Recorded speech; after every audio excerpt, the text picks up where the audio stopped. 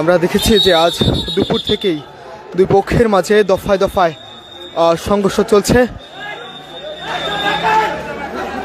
এখানে tear shell, sound grenade নিক্ষেপ করে এখান থেকে তাদেরকে ছত্রভঙ্গ করার চেষ্টা করছে পুলিশ।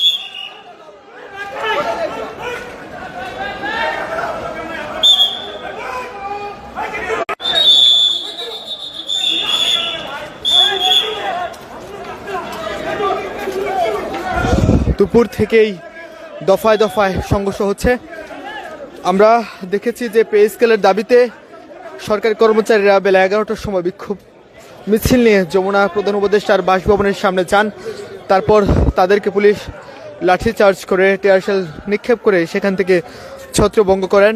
তারপরে আমরা দেখেছি যে যমুনা ঘেরাও কর্মসূচি দিয়েছিলেন ইনকিলাব মঞ্চের পক্ষ থেকে, সেখানেও পুলিশ তাদেরকে লাঠিচার্জ করেন এবং আমরা দেখে আসছি যে দুপুর থেকেই দফায় দফায় সংঘর্ষ চলছে।